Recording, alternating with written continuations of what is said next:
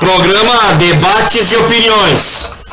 Apresentação Itamar Santos. Na técnica Itamar Silveira.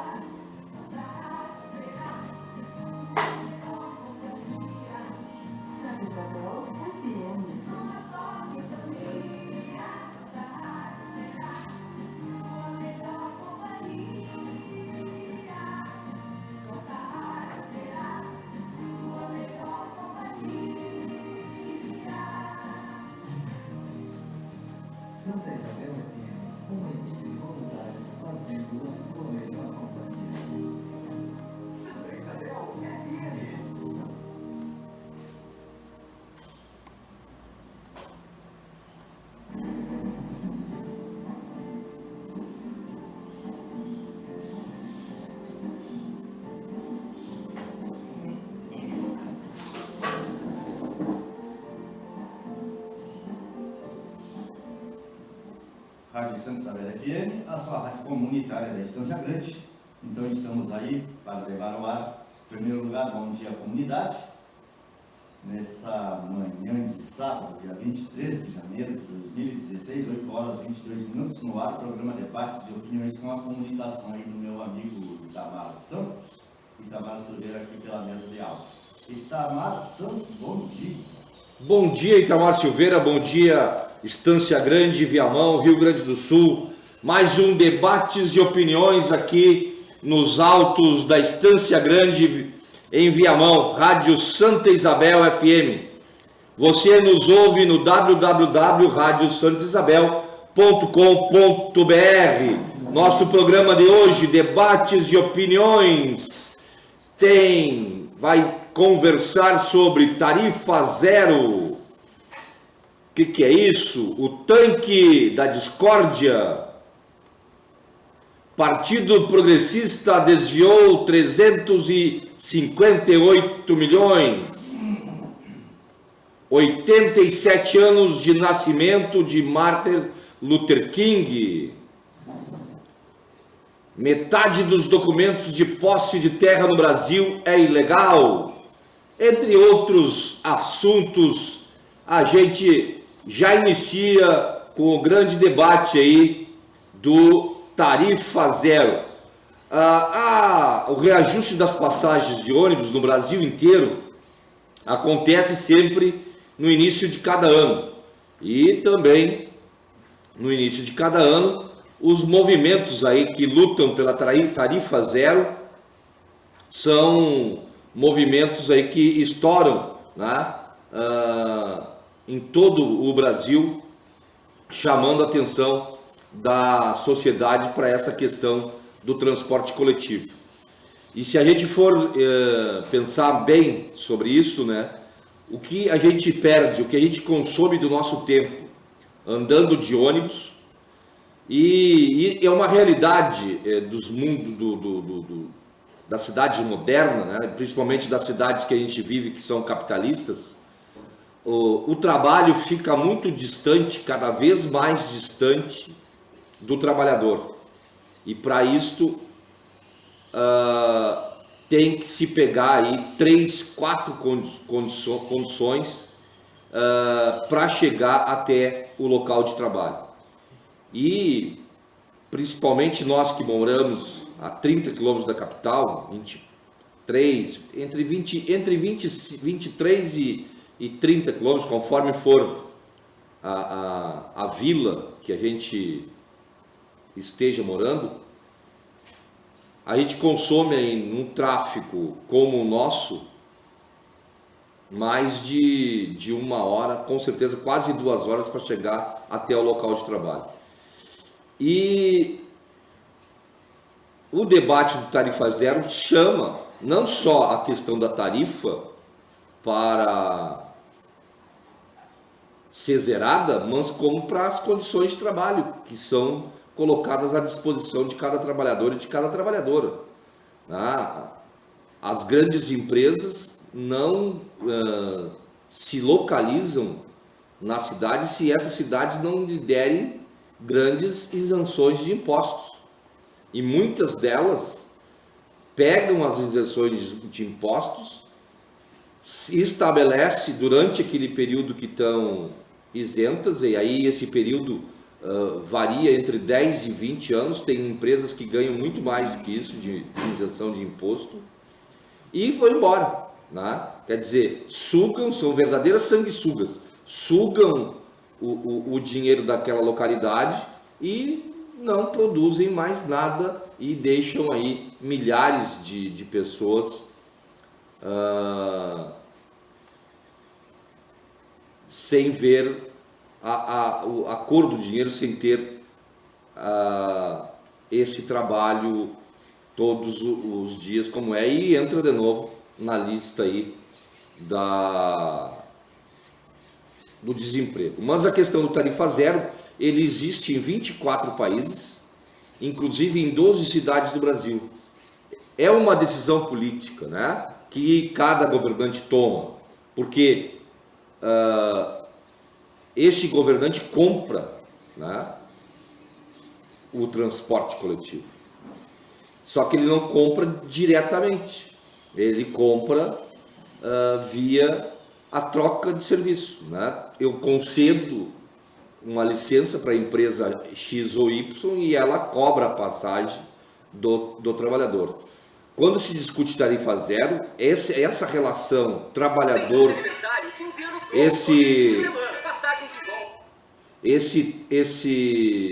Nestas primeiras semanas do ano, em algumas cidades brasileiras, nós temos que uma internet um pouco lenta, mas a gente quer passar um vídeo, que fala sobre isso. Vamos ver se a gente escuta aí.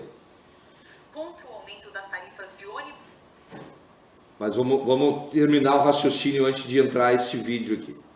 Então, assim, a tarifa zero, como eu estava dizendo, não quer dizer só a relação, Ela quer acabar com essa relação trabalhador-empresário.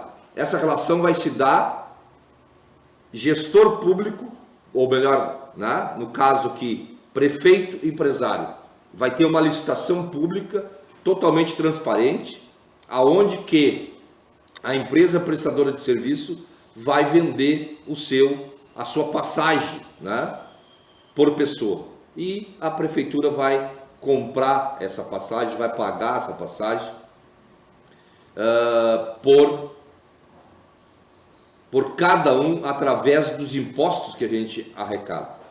E além disso, vai forçar com que as prefeituras começam a investir em empresas de transporte coletivo, que não é para gerar lucro, é para gerar conforto aos trabalhadores e às trabalhadoras. Vamos ver se a gente consegue ouvir aqui o vídeo que fala sobre o Tarifa Zero.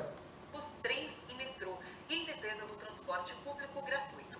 Muita gente se pergunta se esta é uma utopia ou se é realmente possível uma cidade oferecer transporte de graça para toda a população. Afinal, o dinheiro tem que sair de algum lugar para manter um serviço como este.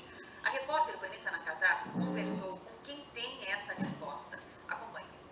A tarifa zero é possível e é realidade em 96 cidades de 24 países do mundo, inclusive em 12 cidades do Brasil. Maricá, no litoral do Rio, é uma delas.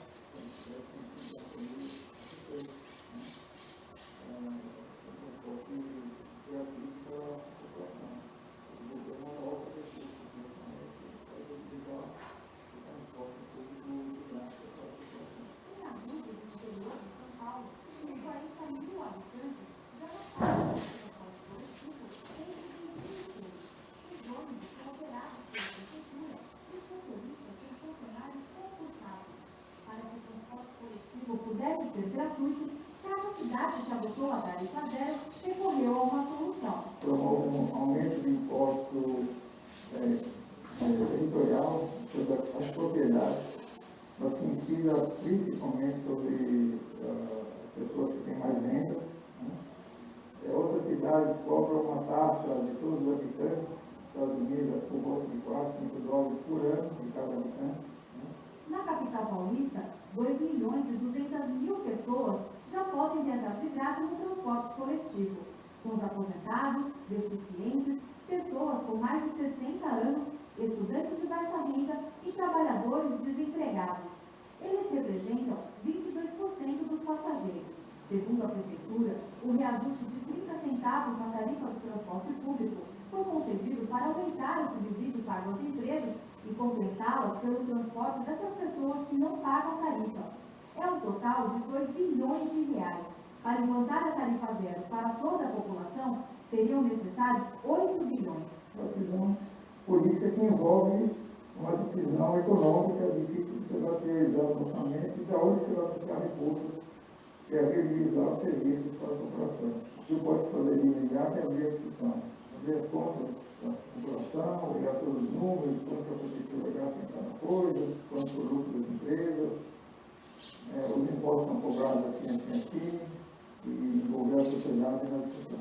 Quem pensa que a tarifa zero só serve para se locomover de graça, se engana. Os benefícios que ela gera trazem impacto para toda a população. Melhora a qualidade de vida, que as pessoas podem ter acesso à cultura, ao lazer, à saúde, né? Porque pode se deslocar, houve um aumento do interesse de empresas se instalar na cidade, porque não tem um custo do lugar de transporte. Melhorou a saúde da população, porque há menos poluição causada pelo transporte individual. Por isso que transporte foi declarado como direito, pelo impacto grande que isso tem na vida da população.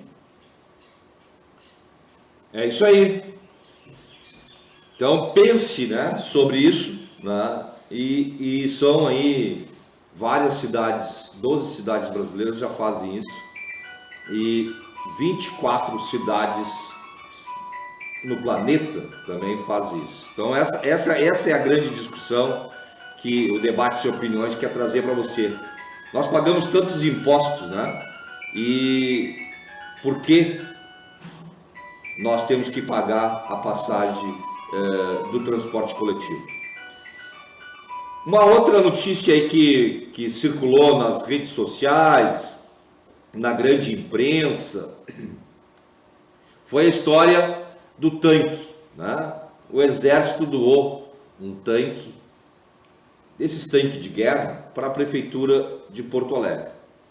E a Prefeitura de Porto Alegre imediatamente colocou o tal tanque ali na Salvador França, esquina com a Ipiranga, bem do lado ali de um batalhão aí do Exército Brasileiro. E aí esse tanque gerou uma grande polêmica, né? E foi atacado aí por vândalos, né? E o veículo foi retirado aí do local para os concertos, né? Então o tanque desativado, exposto na Avenida Ipiranga com um monumento em homenagem ao Exército Brasileiro, deve ser retirado, foi retirado em razão de vandalismos, mas deve ser devolvido ao local após os restauros, de acordo com o Comando Militar, em função dos danos causados aos mesmos nos últimos dias. A viatura blindada de combate Leopard 1A1 será recolhida, né, ao 8º Batalhão Logístico. O Exército aguarda uma resposta do escalão logísticos para o deslocamento do veículo. A depredação teria ocorrido antes da inauguração do movimento, que era previsto aí para esta quinta-feira. Então, foi retirado aí o tanque da discórdia e vai ser restaurado, até porque esse tanque aí ele seria, né, pintado aí por ativistas, né, também. Ele seria ontem, né, pintado por ativistas, e então ele foi retirado também antes, de repente, até por causa desta ação aí dos ativistas que iriam pintar, colorir o tanque, e aí houve toda esta questão aí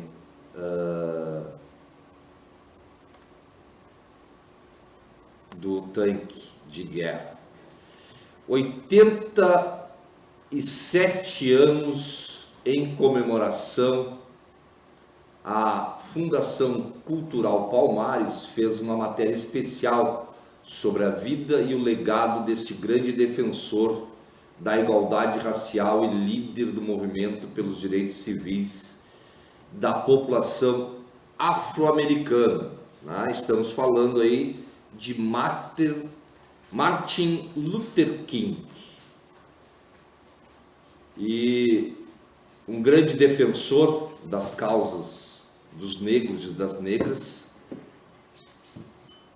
Martin Luther King lutou muito e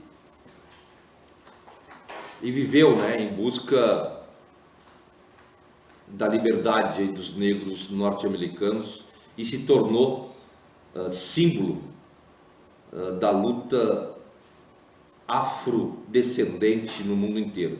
Em 15 de janeiro de 1929, nascia Martin Luther King Jr., na cidade de Atlanta, Estados Unidos. Filho e neto de pastores protestantes batistas, fez seus primeiros estudos em escola pública, segregadas, e graduou-se no prestigiado Morehouse College. Em 1948, formou-se em teologia pelo Seminário Teológico Crosser, e em 1954 iniciou suas atividades como pastor em Montgomery, capital do estado de Alabama. Em 1955, concluiu o doutorado em filosofia pela Universidade de Boston, onde conheceu sua futura esposa, Coretta Scott. Martin Luther King foi um grande pensador da resistência não violenta contra a opressão racial, e por esse motivo elevado à condição de líder no movimento em favor dos direitos civis dos afro-americanos. Luther King lutou por um tratamento igualitário e cumpriu para a melhoria da situação da comunidade negra mediante protestos pacíficos e discursos enérgicos sobre a igualdade racial. Em 1955, organizou o famoso boicote ao transporte público em Montgomery, em protesto contra a prisão de Rosa Parks, uma mulher negra que se recusou a dar lugar a uma passageira branca em um coletivo. A ação, que durou 381 dias, representou uma grande vitória para o protesto pacifista, fazendo com que Luther King emergisse como líder altamente respeitado. Apesar do reconhecimento, Luther King foi preso, teve sua casa atacada e recebeu diversas ameaças contra a sua vida. Não obstante, nem a violência, repressão policial enfraqueceu o movimento. Por fim, em 21 de dezembro de 1956, a Suprema Corte dos Estados Unidos decidiu pelo fim da segregação racial nos transportes públicos. Uma vitória de King. Em 1957, participou da fundação da Conferência de Liderança Cristã do Sul, a SCLC,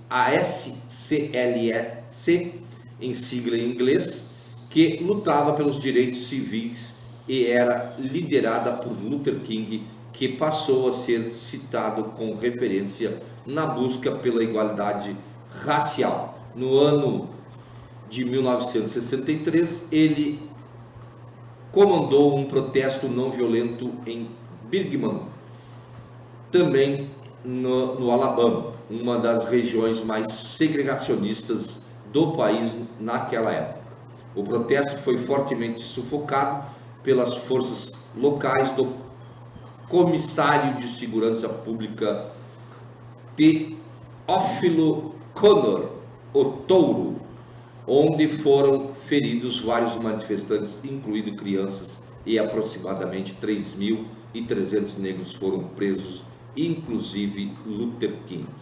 Este acontecimento foi mostrado a todo o planeta e atraiu uma legião de adeptos à causa dos direitos civis dos negros estadunidenses, ocasionando outro grande movimento ainda em 1963, chamado de A Marcha pelo Trabalho e pela Liberdade, em Washington, que reuniu 250 mil adeptos em frente ao Memorial Lincoln, ocasião na qual Luther King preferiu seu famoso discurso "Eu tenho um sonho".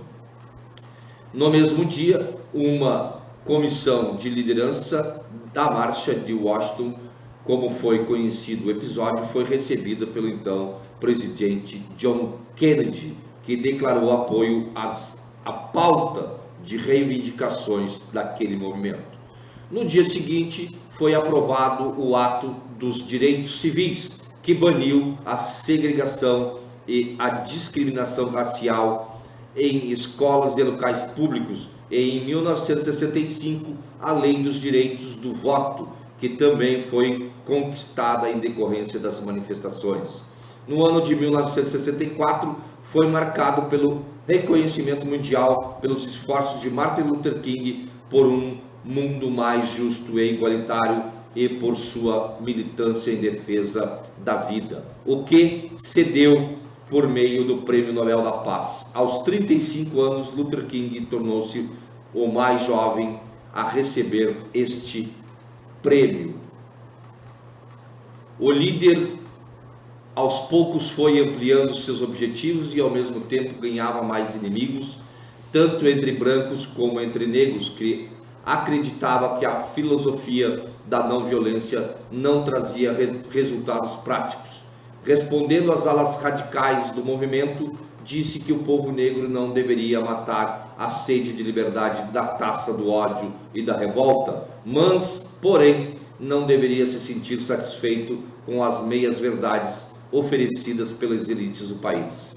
Em 1967, Luther King, apesar das tentativas de dissuasão feita por alguns de seus companheiros de luta, temerosos de que os negros americanos fossem acusados de antipatriotismo, posicionou contra a guerra no Vietnã com o discurso "Além do Vietnã" e "Por que sou contra a guerra do Vietnã?". Durante sua luta, Luther King recebeu inúmeras ameaças, teve sua casa depredada, foi esfaqueado por uma mulher negra com problemas mentais e foi preso inúmeras vezes. Na noite de 4 de abril de 1968, foi assassinado a tiros na varanda do seu quarto em um hotel em Memphis, Tennessee, onde estava em apoio a uma greve de coletores de lixos por um homem branco que havia escapado da prisão.